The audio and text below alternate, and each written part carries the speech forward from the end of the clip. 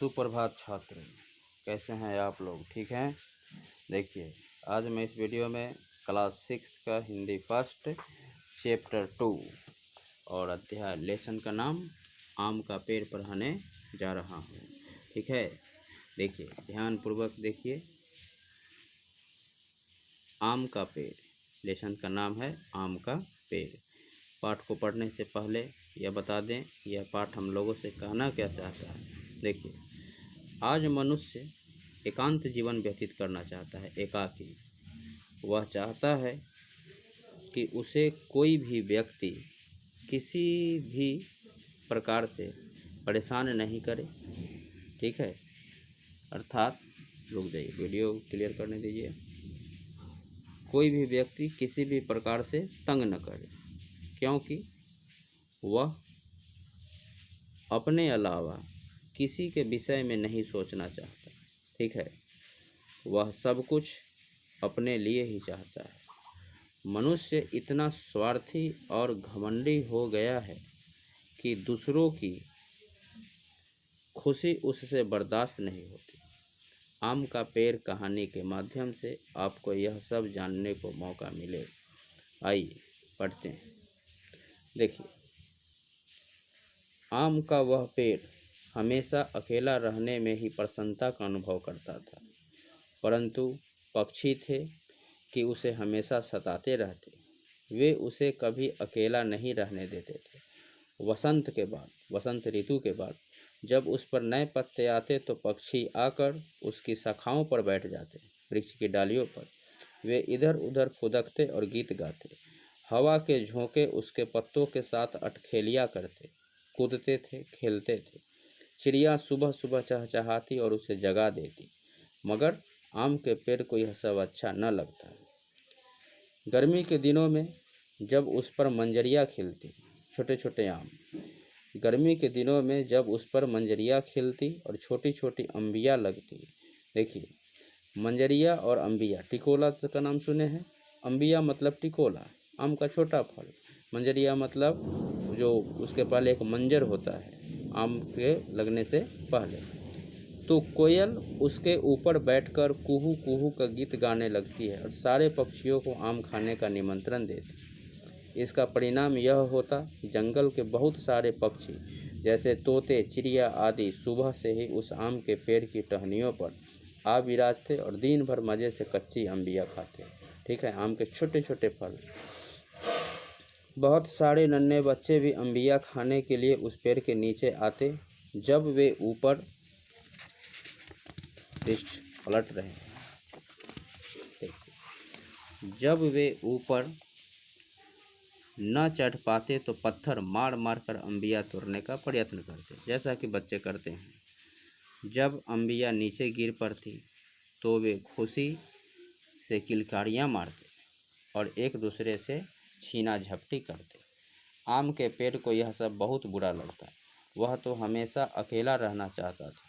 उसे अपनी टहनियों पर बैठी कोयल का कुहू कुहू राग अलापना जरा भी न भाता, मतलब अच्छा नहीं लगता था।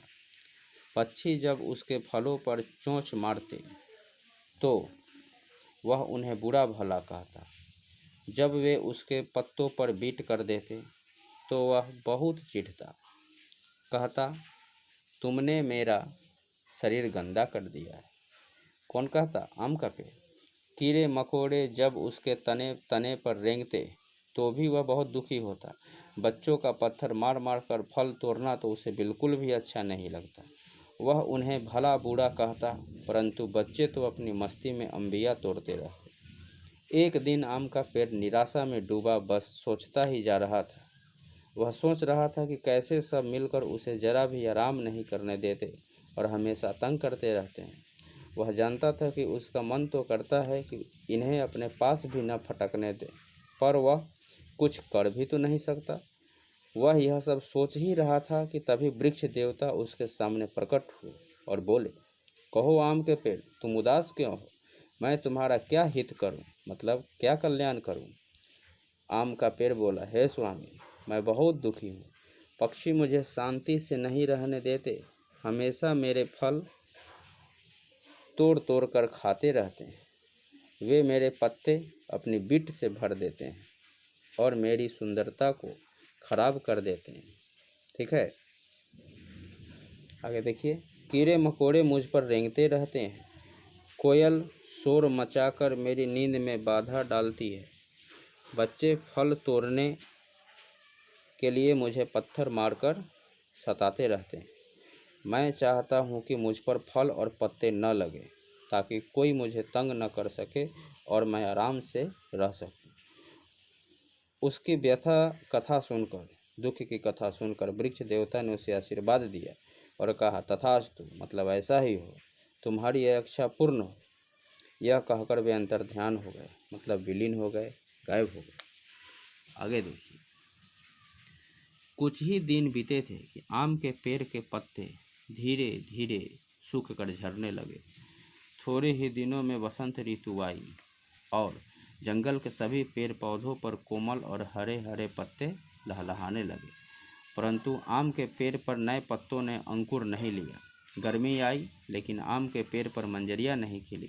वह ठूंठ सा खड़ा रहा, एकदम खड़ा, कोई पत्ता नहीं। पास खड़े दूसरे पेड़ों पर हरे हरे पत्तों के बीच छोटे छोटे फल मोतियों की तरह सज रहे थे। उन पेड़ों पर कोयल आती और दिन भर गीत गा गा कर दूसरे पक्षियों को आमंत्रित करती।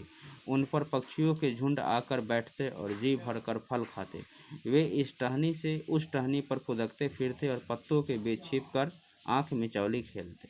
शाम होते ही वे अलविदा कहते और अगली सुबह फिर आने का वादा करते हुए उड़ जाते। कई पक्षी उन पेड़ों पर अपने घोंसले बनाते, पेड़ उन्हें आश्रय देकर धन्य होते। सभी परिंदे, मतलब चिड़िया पक्षी, उनके मित्र थे। सारा माहौल खुशनुमा था। दोपहर को कई पथिक थके हुए आते राही, वे उन वृक्षों की शीतल छाया में बैठकर सुस्ताते।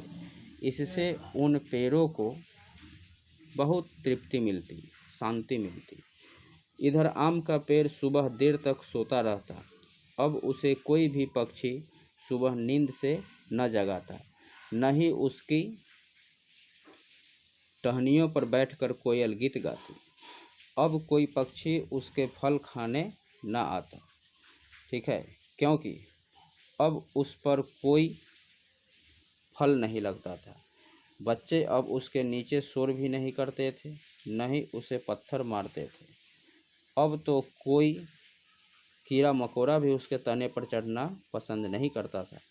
दूसरे पेड़ों पर चहल पहल देखकर आम का पेड़ ईर्ष्या से जलने लगा। डाहपूर्वक वह उस घड़ी को कोसने लगा जब उसने वृक्ष देवता से वरदान लिया था। अब उसको पक्षियों को फल देना भी सुख लग रहा था। कोयल का गीत भी उसको मधुर लगने लगा था। वह सोचने लगा, बच्चों का शोर करना कितना अच्छा लगता है। अब किसी को मेरी परवाह ही नहीं है। यह सब सोचते सोचते आम का पेड़ उदास हो गया। उसकी उदासी देखकर वृक्ष देवता का हृदय द्रवित हो उठा। वे एक बार फिर प्रकट हुए और बोले, ओ आम के पेड़, तुम्हारी इच्छा तो पूर्ण हो गई थी, फिर तुम अब भी क्यों उदास हो? मुझे क्षमा कर दो वृक्ष देवता, वह मेरी अज्ञानता थी। किसने बोला? पेड़ ने। अब सब मुझसे घृणा करने लगे हैं। कोयल मेरे पत्तों के बीच बैठकर गीत नहीं गाती, कीड़े मकोड़े आदि में से कोई भी मेरी परवाह नहीं करता। मैं यह अकेलापन, पृष्ठ पलट रहे हैं, रुकिए। मैं यह अकेलापन व सूनापन अब और सहन नहीं कर सकता। मुझ पर दया करो प्रभु, मुझे मेरी वह पहले वाली स्थिति लौटा दो। ठीक है, मैं तुम्हें पहले वाली स्थिति में लौटाता हूँ। समझ गए ना कि साथ रहने में ही सुख है। इतना कहकर वृक्ष देवता अंतर्धान हो गए, मतलब विलीन हो गए, गायब हो गए। अगले दिन आम के पेड़ पर छोटे छोटे कोमल पत्ते निकलने शुरू हो गए। थोड़े ही दिनों में उस पर मंजरियाँ भी खिल उठी और फल लग गए। पक्षी अब फिर उसकी टहनियों पर बैठकर चहचहाने लगे। कोयल उसके पत्तों के बीच बैठकर मधुर गीत गाने लगी। अब तो आम के पेड़ की खुशी का कोई ठिकाना ही नहीं रहा। वह झूम झूम कर उन सब का स्वागत करता है। इसके राइटर हैं, लेखक हैं बलदेव सिंह महरोक। अब हम लोग नेक्स्ट वीडियो में देखेंगे इसका शब्दार्थ और प्रश्न उत्तर। ठीक है।